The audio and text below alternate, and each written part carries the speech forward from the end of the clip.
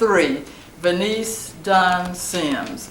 Mrs. Sims was a 17-year-old student at Booker T. Washington the day that the riot broke out. She says they were preparing for their junior-senior prom, and she has many vivid memories of this riot and where she was, how it affected her, how it affected people around, good Samaritans, good white Samaritans who befriended them. She is just a walking history book, and it's a delight to interview a riot survivor with a memory as sharp and alert as hers, and with specific eyewitness details. Mrs. Sims. Okay, go on and tell her. Tell them about the riot, what you were doing, and all the things you've been telling us. Oh, as I say, there wasn't so much I could tell, but one thing, up on the Standpipe Hill, they were shooting from there, and where our home was located on Kenosha in the 800 block. We were out in the backyard. My father came and had us to come in because the bullets were falling out in the backyard. Fellow friend of his, a white man named Sandy McMullen, came over to our home and got the family and took them out to his house. He's lived way out on the outskirts of town. I guess that would be, I imagine, somewhere in the vicinity where the new Booker T. Washington School is now, back in that vicinity. And we stayed there until after this was all over with. When we came back, nothing but the ground. Home burned down, everything, nothing left. And you told me about Booker T. Washington School. Tell me where it was located and how it was used as a center. Booker T. Washington School at that time was on Eastern Street. I don't know, it was between Greenwood and whatever that street is going back, Detroit, I think it was. And they took the injured men, that's what you want me to do? Yes, ma'am. They took the injured men there, made it, in fact, set up a place just like a hospital. And there we cared for the injured. Volunteer help went in to help the doctors and whatever they had to do, you know, like helping them with the bathing and the medications and things of that concern. And the place was, I couldn't say just how many men, but it was full. They had set up in 2 sections. One section was, I guess you would call that the, let's see, this side would be the east side, yeah. It was the east section they had to set up, and then they had to set up on the west section. And just cots, it wasn't beds, it was just those army cots. That's what the men were laying on.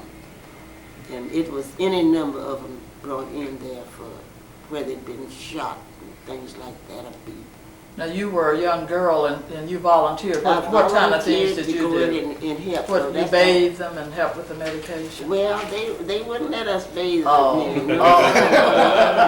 Well, what did you do? What did you do? We'll give them water, Oh. get their clothes and take into them, help them with their feeding, things like that. But no, we didn't. Okay. We didn't do that because the doctors and the nurses done that.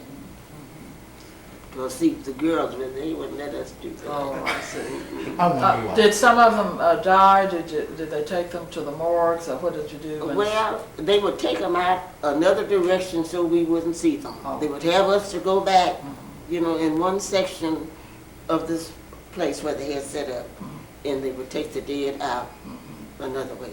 So we couldn't tell how many went out to that was dead, but some did survive, we know that. Because some were shot in the arms and they had legs and bound up and things of that concern. Tell me about after the riot. Did you, you had to, your house you said was burned to the ground. It was burned to the ground. Well, how did you all rebuild, or what did you do after the riot? Well, after the riot, they gave everyone tents, you know, to live in. That's what they were supposed to have to live in.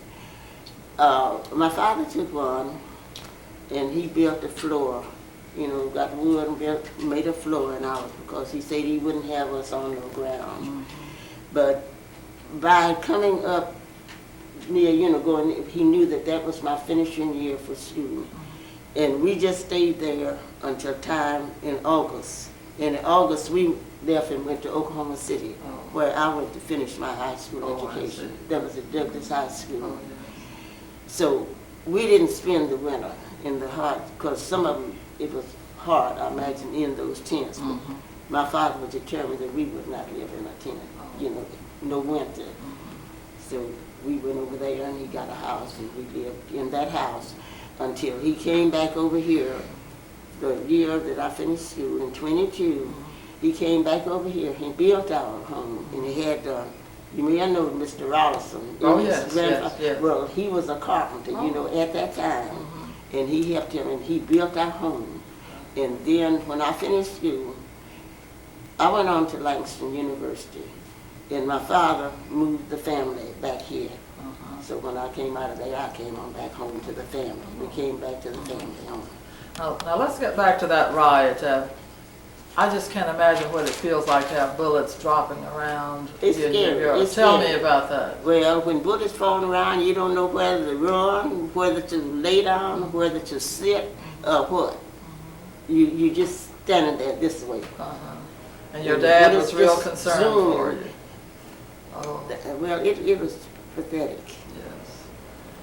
when you out in the yard and bullets, but they were coming from Standby Hill. Yes. That's where they were coming from. And of course, you all never got any insurance money, anything on your lost Nothing, property. That's what we found in our Nothing. riot study. They didn't give you nothing. That's what we You got. just burned out, that's all. Have you, have you all ever forgotten the riot, or will it always be a memory? No, the ride, it's only in my family, it's only two of us living now. My sister, who lives in Springfield, Missouri, and myself. And you'll never forget that ride. That's something that will be always in your remembrance. People were killed, and you go in and see the people mangled.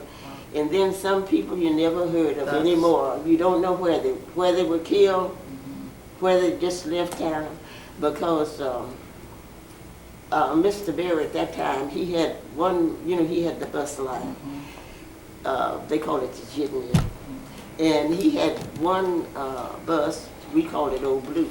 It was the blue bus, big bus. And my uncle had built, this bus. And the man that drove that bus, he filled it with people and took them to Muskogee. Oh, All they could cram on there, they say when the bus was pulling out, people were just trying to take them to safety away from the trying to get riot. on in safety. But Yes. he took all that he could pile into that bus to Muskogee, Oklahoma, to get them out of the riot. Thank you. Mrs. Dunn, thank you so much for this interview, and we hope this commission can help to bring healing and can help to find some answers.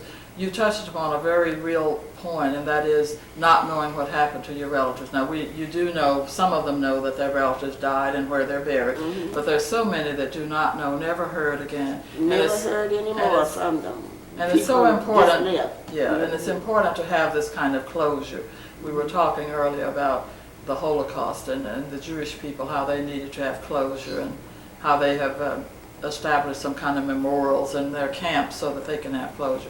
We hope that at this riot commission we can come up with some kind of accurate account of how many were dead, who died, where they're buried, so that we can bring closure to this. And we thank you for sharing this with us. Well, I thank you. Can I ask a question? Over at OSU Tulsa, which is the former grounds of the Booker T. Washington School, a proposal has been submitted to put a historical marker for the old school. Could you share with me that night of you guys were getting ready to for your prom, or that night? What, the night of the prom? Uh-huh. Well, the night of the prom, of course, the hall was all decorated and everything, for the dance. But the night of the prom, this Stratford Hotel was on the corner of Eastern and Greenwood. But, that was right in where there was a whole lot of bad shooting going on and stuff. And that was all canceled. And that hotel, was torn down. They just demolished it. So when the riot was over, it wasn't nothing down here on Greenwood. The hotel was all blowed up and everything. It wasn't anything down there. So the prom was evidently canceled. The prom had to be canceled. Wasn't nobody going. Yeah. So E.L. Goodwin, the founder of the Oklahoma Eagle, was one of your classmates then, right? Huh? E.L. Ed Goodwin? Well, Ed was a half a grade behind me. See, I finished in 22. Okay. If I'm not mistaken, Ed finished in 21. 21 years. That's right. Right. He and his sister? Yeah, Anna. Ed was the Hollingsworth, the Coma Taylor, all of that was in, that was their finishing year. Mm-hmm. Thanks for sharing. She brought out an interesting point about the Stratford Hotel. That was one of the most expensive that pieces of property And it was beautiful. that we've It heard. was beautiful. And Stratford had to leave. He had to flee. Tulsa and was charged with being a fugitive, and he was a lawyer. And that haunted him the rest of his life to be on the run. It was not until about 1997, about 2 years ago, that Stratford's name was clear, that Representative Ross and the Greenwood Cultural Center had a very big program, and Stratford's relatives came in, his grandchildren, one of them had been a UN ambassador, and they were lawyers and prominent people in Chicago, and his name was finally cleared. And still, they've not ever been paid a cent for those losses, and that will be one of the issues that this commission will be considering. And I think to date that the Stratford Hotel still to date was the only black-owned hotel in the United States. Probably. So thank you so much. This was fascinating. And thank you. Can I ask you, how did your family make their living before the riot, and was that disrupted after? What did your father do for a living, for example? Well, after the rain. Before. Okay, can you move over here and let us have Mr. Booker sit here? You So we mean can stay on schedule. after the riot? Or before the riot and after? Let him Yeah, sit here. yes, ma'am. So we can stay on schedule. We've got